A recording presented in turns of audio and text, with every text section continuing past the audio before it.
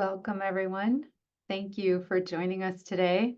Why don't we get started at the top of the hour, and we'll be recording this and making it available on ELSO's website. So in case you missed us today, this will be a tool we hope you can find useful going forward. We wanted to share the launch of a new quality benchmarking platform, and we have a great team with us today to help describe why this platform, why this change now. But in general, this has been a strategic initiative of ELSO's for some time. We were fortunate in 2017 to have a quality benchmarking platform available to everyone, so you can see your center's data in the context of the rest of ELSO, chapters, Award of Excellence, if you're part of the Award of Excellence team, and volume. And there's other peer groups that are possible. So we've been making that available now for some time, but over time, the need and the use for the quality benchmarking platform has changed. And what we're seeing and hoping that people do use this platform for today is more integrated into the education and training of your team, more available to share with your administration and your colleagues and learn from your own center's experience in the context of what other ELSO centers are doing. So we're really looking forward to launching this January 1st. ArborMetrix, that platform will no longer be available December 31st, and we'll move into providing you something that is much more customizable for yourself and will have the data more easy for you to share and do more with it the way you would like. So with that, I'll turn this over to Alex Fox, who's been leading the charge from behind, really helping us make this possible, and our colleagues at Domo and a couple others. And for those of you attending, we're happy to have you also ask questions in the chat. If you do that, then, or no, in the Q&A, sorry, my fault. Please ask your questions in the Q&A, and that will go to everybody so everyone can see. We'll facilitate getting those asked, but we'll also, if you want to talk or ask, you just raise your hand and we can unmute you so you can contribute to the conversation going forward. So with that, I'll turn things over to Alex, and I know we have Joe Tona, the chair of registry here, Scott Valenz from Domo, and Peter Reiches, our executive director, and other folks. Alex, go ahead. Well, good morning, good afternoon, good day, wherever you are. I'm Alex Fox. I'm Senior Project Manager here at ELSO, and I'm going to walk through a few things first. I thought I might have Joe Tona, who is our Registry Chair. If you wouldn't mind, Joe, just giving a brief understanding of the Registry Quality Reporting Platform, how that fits into the registry functions. And then Scott, who's here from Domo, will give us a brief overview of what Domo is. Domo will be something that is not entirely familiar maybe to you. Perhaps you have heard of Domo before. That is the software that we've built this platform on. You won't see that brand name necessarily when you go to log in, but you will see its functionality. So Joe, if you wouldn't mind sharing a little bit about why we're here and this functionality within the registry. Absolutely. Hey, everyone. I'm Joe Tona. I'm an intensivist, and I'm the current chair of the ELSO registry. We're very excited about this new quality reporting platform that we're going to be talking about. As you know, for members who are part of ELSO and submit their data, that data can be very valuable if organized and cleaned and presented in a way that provides useful information for centers so that they can see the evolution of their practice over time, both in comparison to other centers, in comparison to all of ELSO, in comparison to peers that they have. We've recently, as was mentioned, we're going to be making this transition to a new quality reporting and visualization platform that is built by Domo and then customized for our purpose.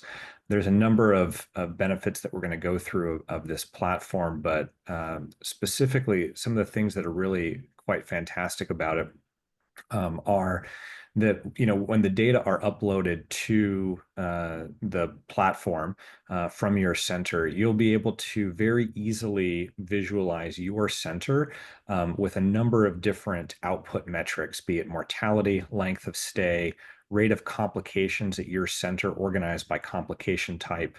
And you'll be able to see those outputs then in comparison to a number of different comparator groups. And all of these comparisons and visualizations are really user customizable by the user who's logging in.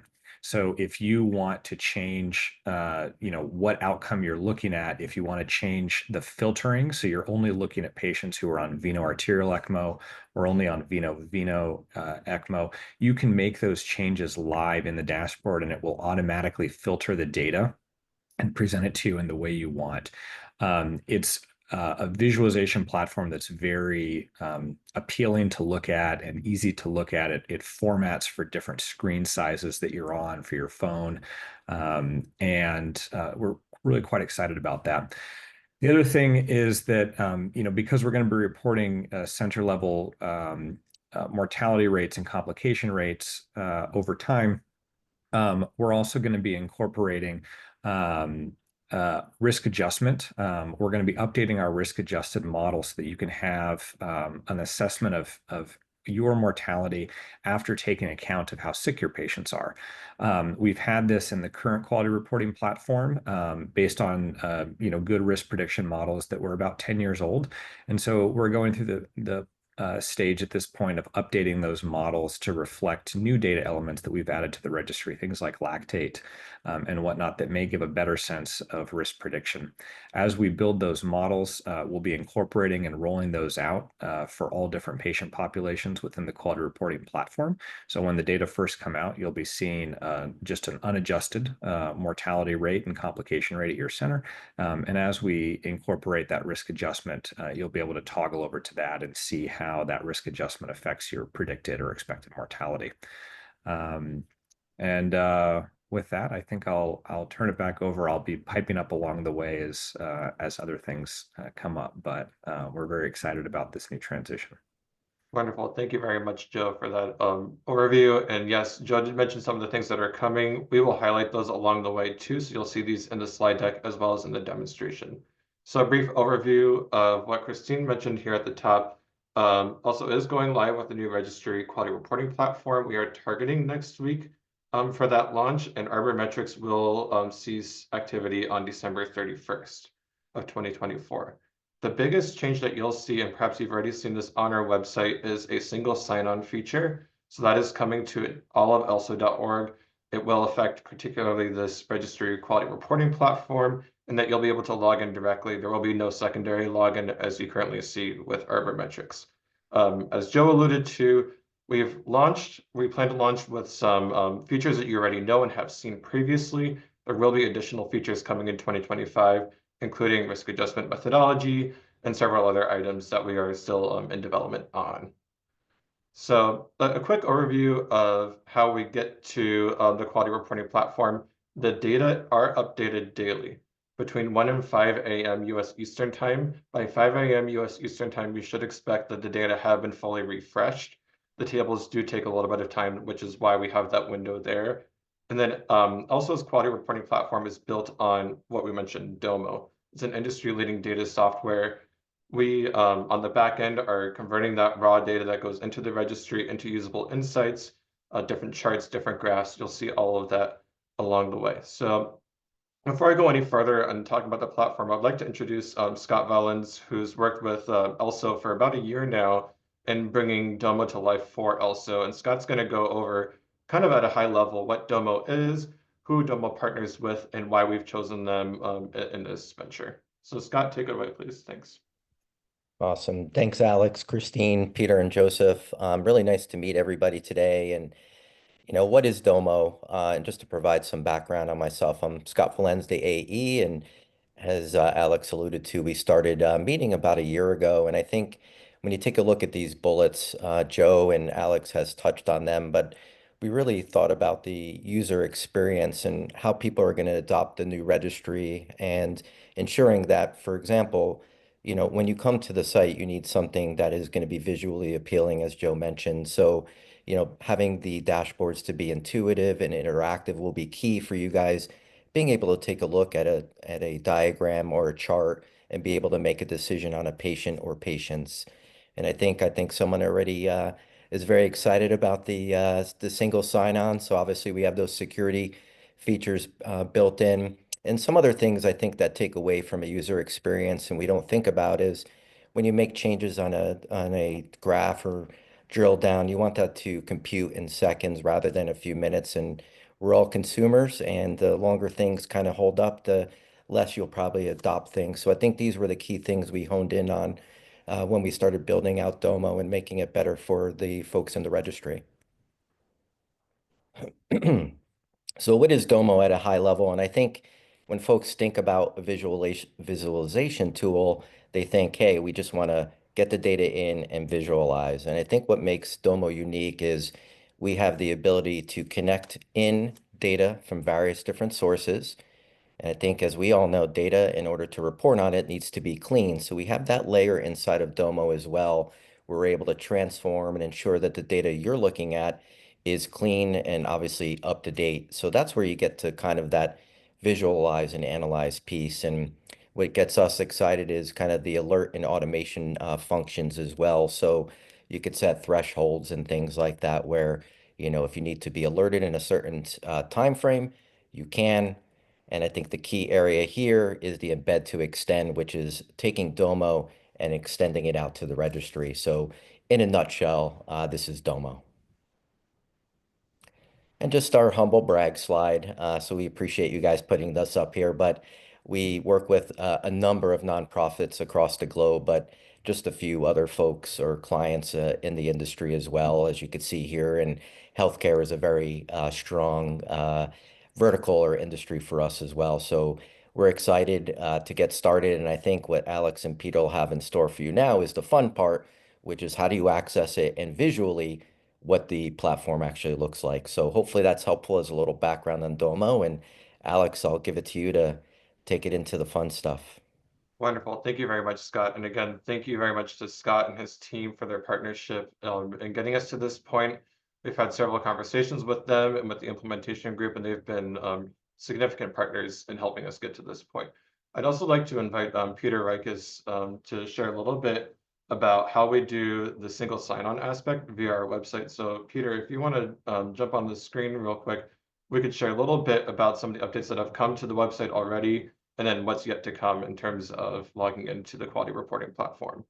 So right now, if you currently have access to the ELSO data entry portal, your role is going to allow you to get into this one. So when you get to elso.org, you just log in as you normally do. And once you're logged in and you go to the Registry Quality Reporting Platform, and once we go live, you'll be able to go directly to it. There will be no more sign-on. So you're not gonna have to maintain two sets of user IDs and passwords. Admins can just add as many users as they've been doing before and allow which users you want to be able to get to here. So we're really excited that the user experience is going to be just so much easier than before. Great, thanks so much, Peter. And as you can see here, the dropdown looks very much the same. So you'll be grabbing this from the top of the ELSO website, the registry tab here at the top. Select that quality reporting platform, which is the last item on there. If you're already logged into elso.org, you'll be brought straight to the quality reporting platform. If not, you will be prompted to log in. And I want to highlight one quick thing before we jump into the actual demonstration itself, which is that currently you do have to select your center name. So that center name filter, which you'll see when we go into the demo, just make sure whether you are an admin for one center or multiple centers, you want to make sure that you're selecting that center name from the dropdown. And with that, I'm actually going to jump right into the platform itself and give you a little bit of a sense of what the platform looks like. So this is a actual live portal right now. So this will be accessible to everyone starting next week. Thank you very much to the center, which was willing to allow us to use their login in order to show their data a little bit and show the platform. So starting right at the top, you'll see that registry dropdown again. You'll grab that quality reporting platform. You'll be brought to a new page that looks very similar to the one that's already there. One of those items there will be to log into the platform. So you can see here directly at the top, 4 main tabs. We're looking at the mortality rate, the complications, pumps, and oxygenators. Right now we're on the oxygenators tab, but I want to jump back over to the mortality rate so I can see how that goes. So that's filtering right now in real time I've loaded this already once today, so it loads fairly quickly. If you haven't yet loaded it for the first time in a day after a data refresh, you can expect it can take 10 to 20 seconds for your data to fully populate. That's just because Domo, as Scott mentioned, is computing on the fly, but it does it very quickly. We've got 1.1 billion rows of data that this dashboard is grabbing from. So immediately it's computing all of that and giving you the cards as you see them here.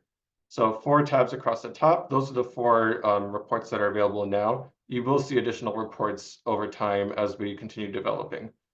So moving down, we have pre-developed several filters for you. You can see your peer groups here. The ones that are selected by default are center and all ELSO. You can also add your chapter and or your volume.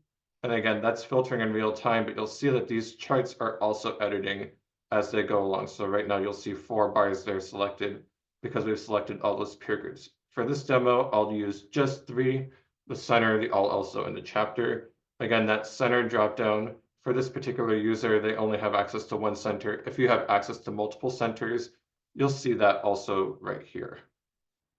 An important thing to notate right here. So the mortality rate by, there are 2 different ways that we can count.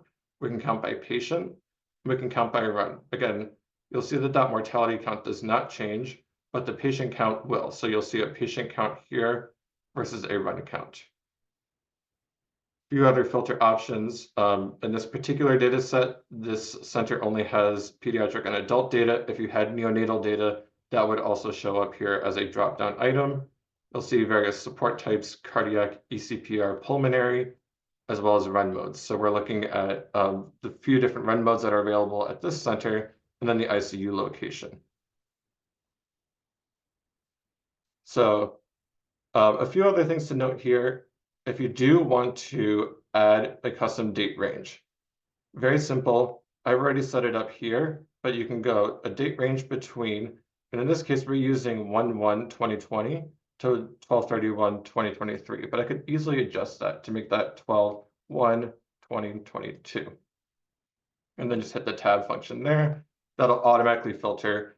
And then to select that controls, again, just select that icon here at the top. You'll hover over it. It'll see controls, and you can see how many filters are currently applied. So now you see the dashboard is filtering in real time. That filtering icon is telling you that Domo is working, essentially.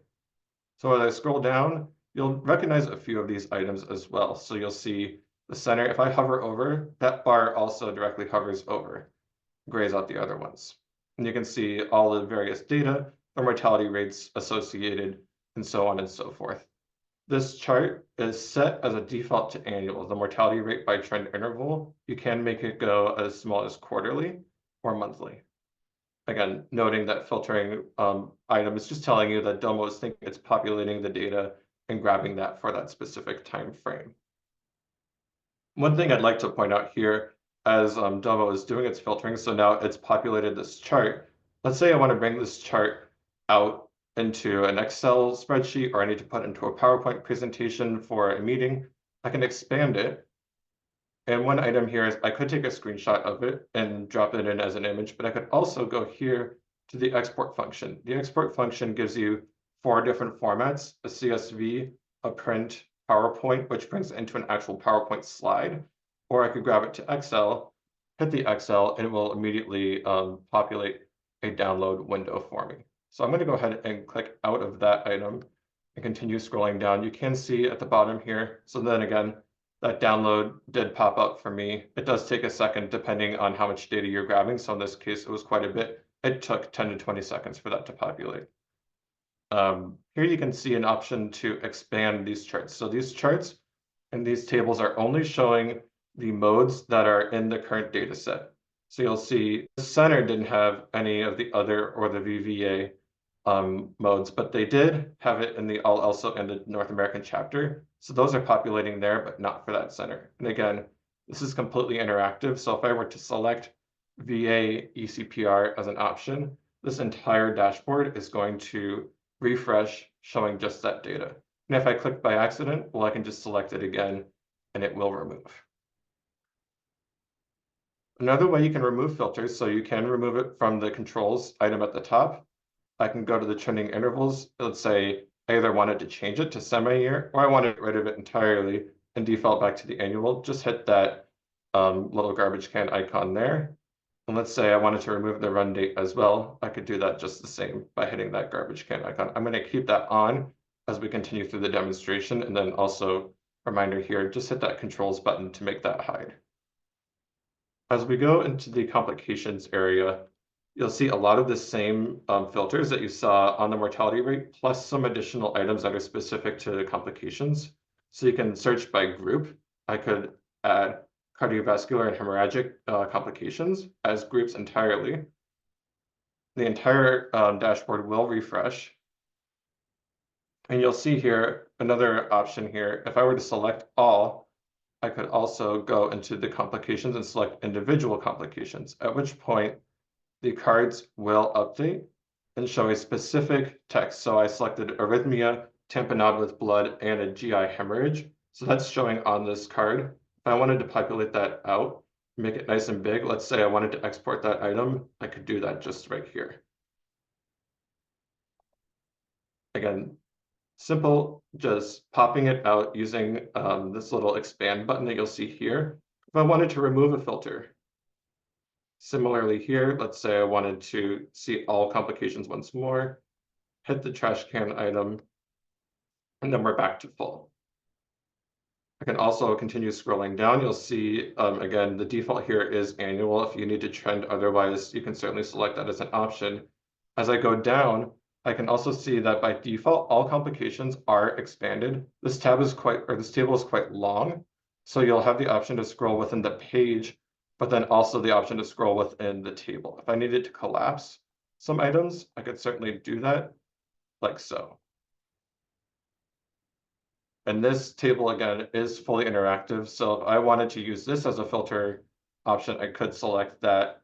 And you'll see right here that a new icon has appeared, which is the remove filter icon. So I could either select directly from here, or I could remove all filters by selecting this filter with a cross through it. So that's the complications tab. We do have some additional options here for the mechanical patient complications and average time to complication.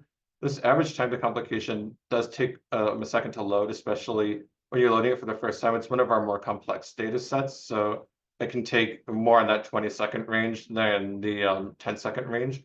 But once it does populate, as you'll see here, the default here is for average time to first complication. If you're looking for something more advanced than that, you want to look at second, third, fourth complications, we can walk you through how that looks. But again, this data table is also able to pop out, and you could download this straight from here. You can also zoom it in or out to make it more visible. So in this case, it's quite long or quite wide, so I might make it zoomed out or zoom it back in, depending on what I need.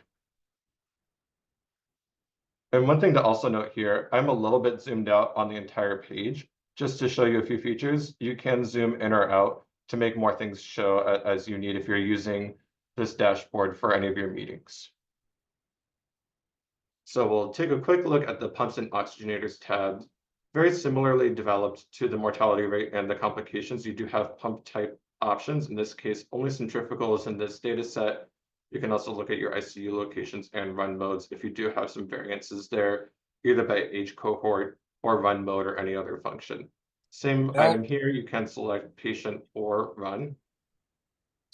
Let me pipe in here a little bit, Yes, Alex, if please, you don't Joe. mind. So, and this was really in direct response to a lot of requests that we had from centers, is this ability to filter and really drill down on specific cohorts and populations to understand their outcomes relative to just everybody at your center, in addition to overlaying that on your date filtering ranges. So it's really profoundly customizable with multiple simultaneous cross filters, be it, just VV patients in one unit or VA patients with a particular pump type in another unit. And you can filter all that down, right on that dashboard in near instantaneous real time.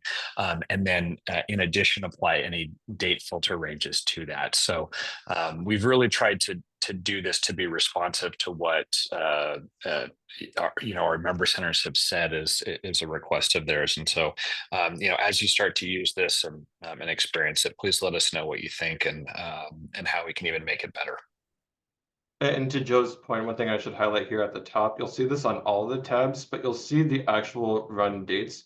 So in this case, the data do directly align, but if there's a variance between the center that you're looking at and the all also run dates, you will see that here at the top to know exactly when the data was extracted from. And then this oxygenators tab, again, very similarly developed, the option to select oxygenator material, and then as Joe was just mentioning, this cross-filtering item. So you can see the center uses mostly PMP oxygenators with some PP as well. You can pull that chart out as needed, export it, work within it within Domo. Domo does love the interactivity ability. That's one of its calling cards. So being able to open and close tables as you need.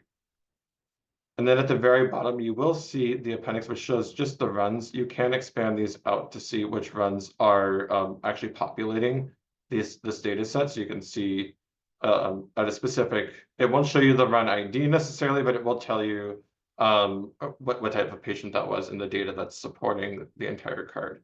So with that, this is a brief overview. I do want to express that this is the first version of this quality reporting platform. We expect to have additional items coming in 2025. Most importantly, the risk adjustment methodology. So you'll see everything now on the mortality card is fully just unadjusted mortality. We will have those by patient population available starting in 2025. We'll also be building out some additional tabs and some additional reporting functions. So please send us your feedback as you're working through this first version. We know it's stable. It should support the data correctly, but if you're noticing a bug or you want to see something different in the reporting platform, certainly let us know. One of the things Domo does particularly well is it allows us to update in real time. So our team can go on the back end, make adjustments to the text, make adjustments to entire filter functions, and have that go live within 30 seconds. So everything is fully adjustable, fully customizable to your needs. We do ask, just send us a note, let us know what you think, and we certainly look forward to your feedback. And I know we will now move into a few question and answers. I know we've had some items pop up in the Q&A box during this demonstration.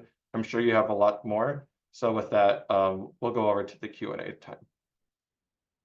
Alex, maybe I'll just jump in because there's been quite a few questions about, can I export my line item data, like your patient ID numbers, and actually look at that? At this point, we have not built that into the functionality. We're only pushing over very few select fields in order to speed up the data processing. If you want to download your data, you still would have to do that through the normal data dump, but not within the Domo where you can do these filters. But it is something we will perhaps look into at a later time. That's correct. You can see down at the bottom of the appendix the individual line items, but it doesn't have the run ID attached to it. So you could get kind of a broad sense of what's in there, but you wouldn't necessarily be attach it back to the individual line item. And I know, Peter, you were looking at some questions as they were coming in. Were there other questions that we wanted to address right off the top? So a couple of people are asking about the single sign-on, about the 30 days. It should remember you. Well, you still always have to log in, but it shouldn't necessarily has to do the MFA again, unless perhaps you have different cookies, you open up a different browser, or a hospital has erased certain things. And from my understanding, text and email should work, and that's something we can reset individually if it's on one to go back to the other one. Yeah, I think the email right now is a little bit more stable. And another note on the multi-factor authentication, make sure you're accepting third-party cookies when you're logging in. If you're not accepting cookies, it could block you. We do know that some hospitals have particular policies around that. The other thing you can try is make sure you're using the Chrome browser, and sometimes incognito mode works a little bit better than a public browsing window. We've had quite a few questions on the volume cutoffs, and I'm going to look into see what we asked Domo to use for the 3 different ones. But we also are going to perhaps be redoing the methodology. Right now, it's just total volume for your centers, but we do know that you probably want to be looking at when you do these volumes based upon patient population. So like, what is my adult population, and put you into that bucket and only filter for that one specific patient population. Right now, we're still doing a very simple one where it is averaged over, I believe, 2 years, perhaps 3 years. It's a moving average, and that's what's going to put you into your bucket. Right. But we'll get the correct answers, and we'll probably put that into a fact later on, or on the website as well, with some of the documentations for people to Sure. see. And one thing to add to that is that whatever you saw in ArborMetrix, we used the same methodology here. We didn't change anything, just for the simplicity of this build.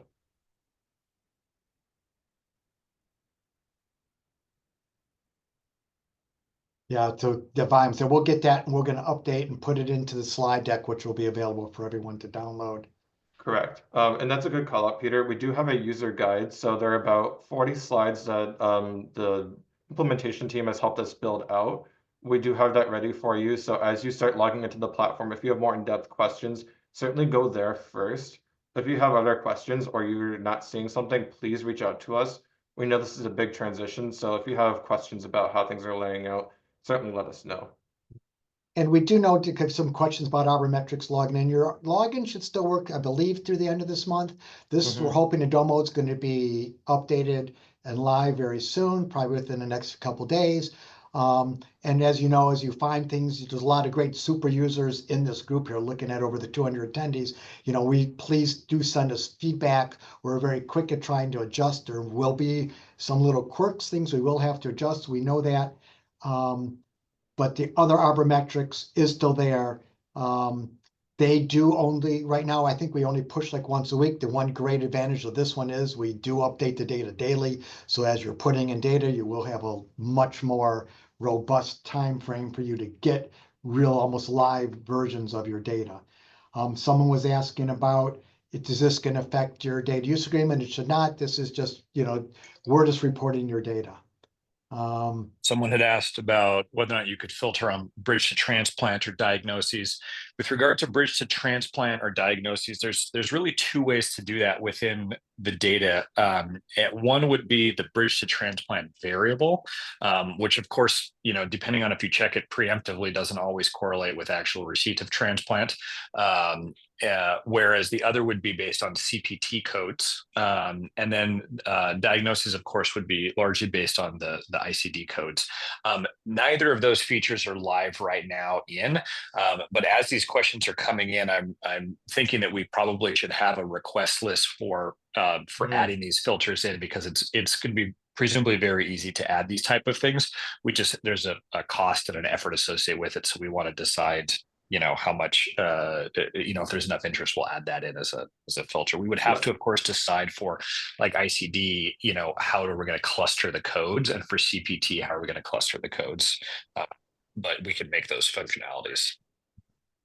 And you do know can that look at every those request with the outcome reporter on the website, but obviously not in as great detail or use like in this quality benchmarking. Do we need a new ESAF? I'm not sure ESAF. ESAF. Is anyone familiar with that acronym?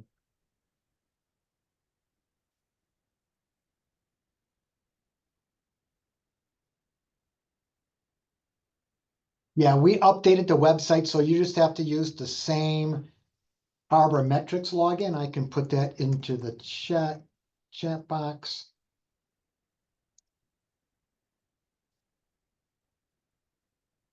If you still want to get there, put this to everyone.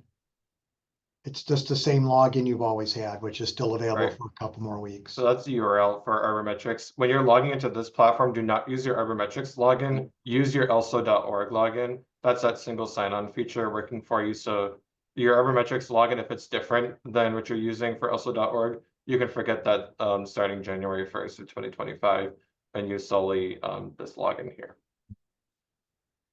The other item to, just going back to a previous point on features coming in or requests, please know that we actually document every single request, and then we aggregate all those. If it gets requested more often, we're more likely to do something about it. So certainly tell us if you're missing a feature or you're wanting something to be added, we'll make sure that that gets documented, and then we'll see. We'll make an order of changes as we can.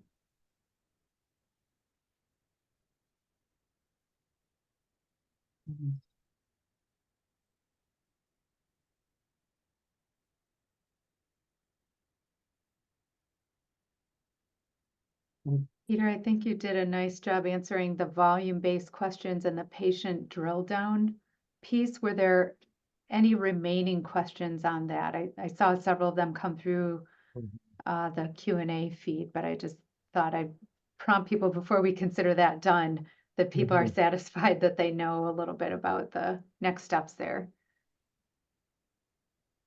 Someone was also asking, I'm sorry, about, can I use the data for publications? Unfortunately not. Just like any of the other data we show on our website, this is for internal use, quality benchmarking.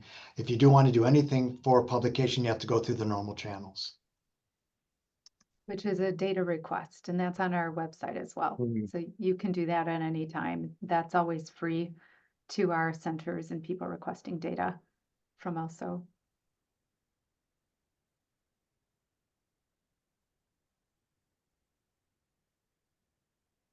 I know we have There's a some. question here, Peter. If a patient switches modes, say VV to VA during the run, is mortality assigned by the second of those, the mode when they deceased, or how is that calculated? It should be the first mode, the initial mode, but we'll have to check with to make sure that's how we're doing it. So there are a couple of questions about access, both, to this platform and also for our website in general. Alex was mentioning a little earlier, we made some changes to our login, and so I know we have some fixes there, but if you're still struggling with access, please email us and we'll work with you directly. We will plan on launching access to this platform next week. We'll make that announcement. We'll probably send out a mass email and maybe social media campaign, and then anybody should be able to access that. So that does depend on the rights that you have within the ELSO website. Peter, which people will have access to the platform based on role?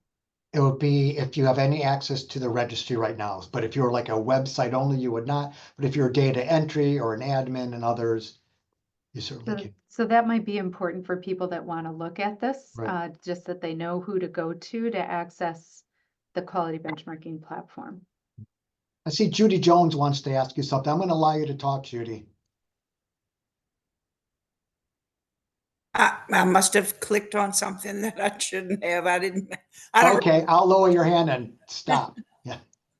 Okay. To elaborate a little bit on the publication too, just as a reminder, you are able to publish on your own data without permission. The difference is that with this visualization tool, you're going to be seeing your data in comparison to peers or cohorts that are not yours. And so it's that comparison that can't be published. If you were to simply have 10 patients at your center and you were to write a paper about your 10 patients, you can do that, according to your own IRB regulations or human protection research regulations. You don't need permission to publish your own data. It's just in the comparison that you do.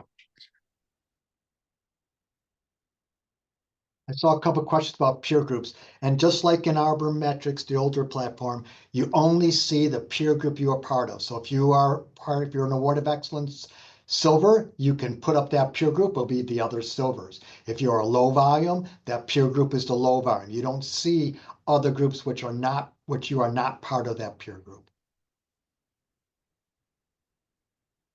The other thing I would highlight there too is that with this new platform, we're really hoping that if you want to develop other peer groups, with a few other member centers, and you all opt into that, we're going to try and make that system a whole lot easier for you, so that if you want to add those customized peer groups, that's an option for you as well.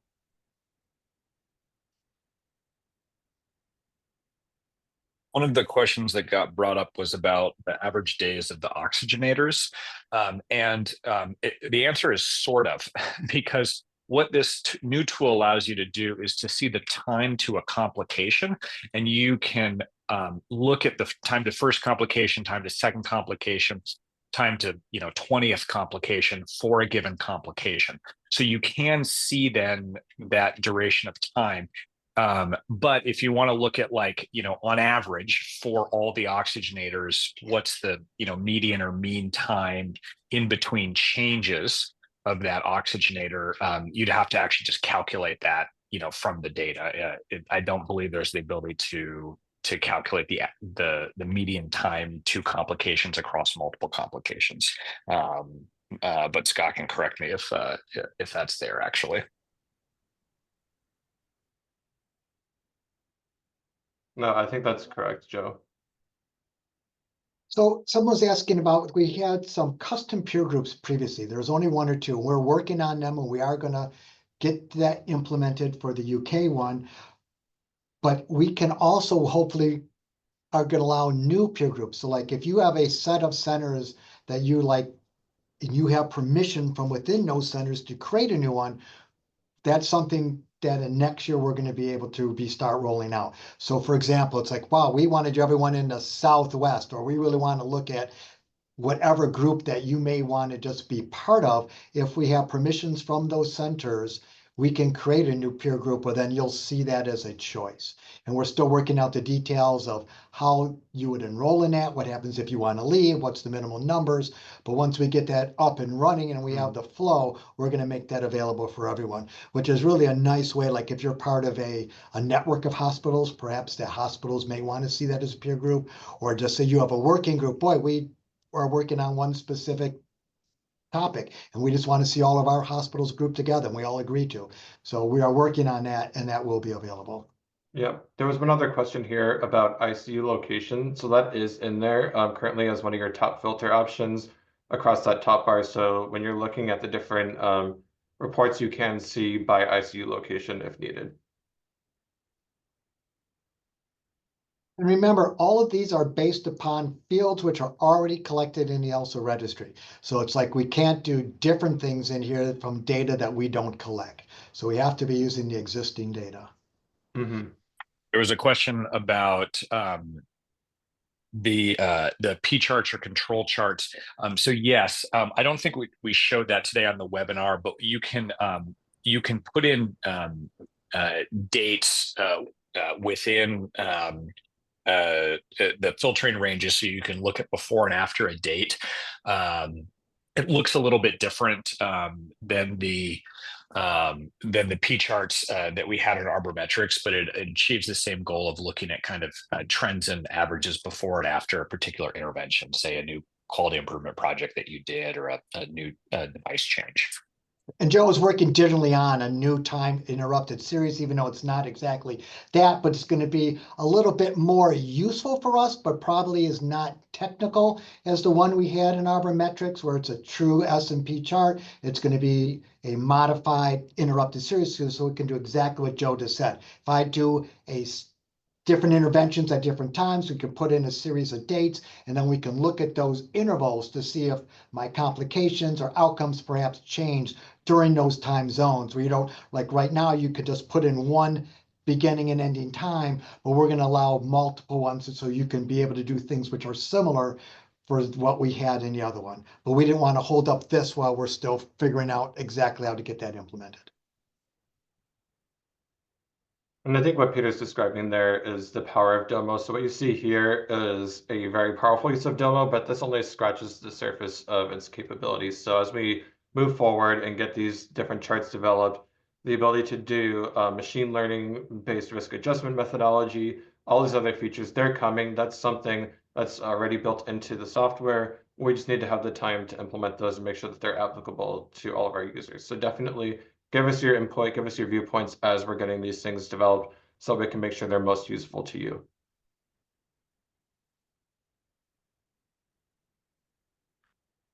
And as Alex pointed out, we copied quite a bit of what we currently had. We have a few new attachments, enhancements, but if there's other major ideas you may have that you'd like to see visualized, which would allow you and your center to use these for M&M meetings and other uses that you're doing, please let us know. And we'll obviously prioritize what can and cannot be done. But the whole idea now is with this platform is that we can really add many new different tabs and be able to look at the data differently than we were that we could before. And we're really excited about being able to offer that to the centers.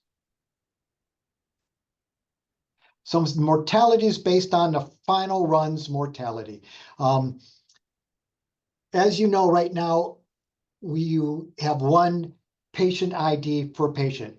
We are working on a future date to be looking at data by hospitalization, because there are cases where a patient's on and 3 years later they come back. So then the way we're doing mortality now wouldn't exactly be correct, because you want to do it by hospitalization, not just by the patient. So if you left the hospital, come back next year, 2 years later, that should be not your last run, but the last run within a hospitalization. So you will be seeing some changes in data entry. And as we do those, we will be adjusting how we do things in this platform.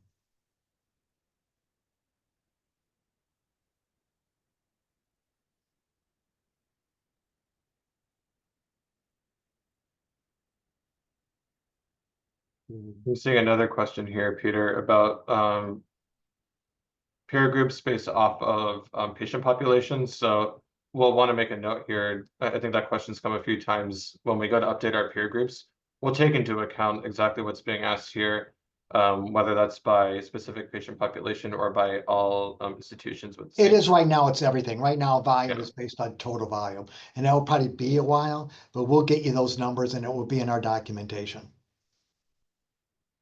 Updates. So a good question there. We'll definitely blast those via social media. You'll see it via email. You'll see it on our website. So a few different ways, definitely in our announcements as well. If you're looking at our website for the announcements there, you'll see that there. But definitely a few different channels. We'll want to make sure that those get broadcast to you. The idea here is that the functionality gets easier, not harder. So any updates that you see in the system are enhancements to you and not making data analysis more complicated. We'll also have it in our newsletter as well. Yeah. There's a question about the risk adjustment. You know, at a very brief level, the current risk adjustment models, you know, the variables from those models were basically incorporated into the risk adjustment platform on ArborMetrix to the greatest extent possible. One of the issues with a risk adjustment model, as you may or may not know, is that if you have, say, 10 variables and you're missing one of the variables, you actually can't run the model without that variable on that patient. So depending on how complete your data, the more complete your data are, the more accurate the model is. And the thing will break if you're missing variables. So there was adjustments made for having incomplete data and still being able to run a relatively parsimonious model. Going forward, what we're doing is a variety of statistical approaches where we're using traditional best practice model building. And then we're additionally going to be using artificial intelligence-based independent learning approaches for sample sizes that are adequate to support that. For all of these approaches, we're going to pick the best model. We're then going to publish the data variables that are in those models along with the weights so that centers can see how various elements contribute to their predicted outcome, and also eventually be able to show them what variables they're missing so that if their model isn't running, as completely as they would like, they'll be able to see it's because, their center is missing a particular variable in every patient or something like that.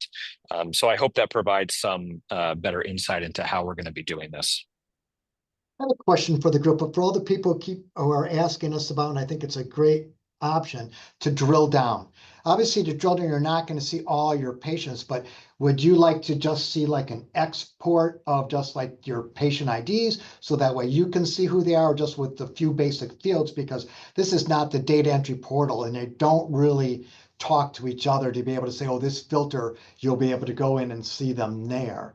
So I'm trying to figure out, so what would be the outcome, or what would you see as you drill down, and how would you use that? So I saw one item just come in that, yes, the way you just described, Peter, it would be an ideal thing. So one thing we could look at is that appendix that's at the bottom of each dashboard, and we can solution this further. We could add the run ID as one of the exportable fields there. So again, you wouldn't get all the fields, but you would get enough to get that patient ID and the run ID to go back.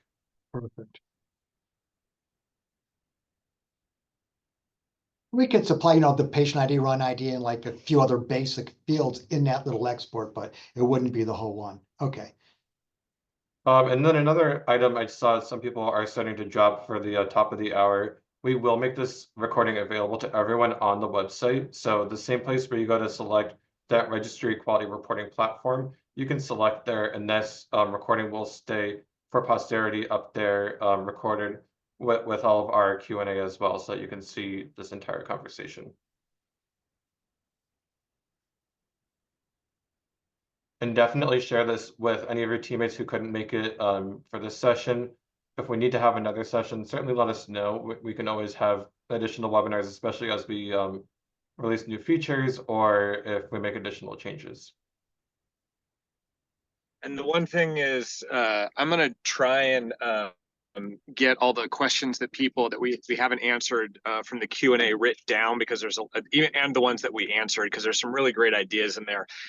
If I did not answer your question, or when I would do that, I would ask you to please email me your question, because I want to make sure that we follow up on it and it's addressed. And also for the ones that provide some great ideas, that we can incorporate that. My email is jtonna, TONNA, @elso.org. That's J as I in put it in the chat as well, Joe. Jackrabbit. Perfect. Yeah. Please Yep. email me directly with your question, even if it's just one line, and we'll add that to our list. And we'll try also and be get it addressed. downloading this question and answer at the end of the session, so that we'll keep all these. We'll put them straight into our logs so that we have them as requested features for the future. Thanks, Alex. Yeah. Well, thank you everyone that showed up today and participated. We will, as everyone's described, make sure this is available. The questions that arose today, we have answers to, because they're all great questions and other people will have the same. So thank you so much for showing up today and participating. And please stay engaged and help us make this better over time. This will just get launched in January, and it will get better and better thanks to your input and what needs you have. So thanks again for showing up and being part of our community and using data to make your practice better.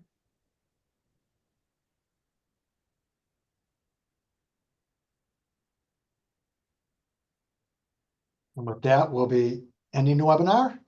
I think so. All right. Thank you. Wonderful. Thanks, Thanks, everyone. everyone. Thanks, everyone.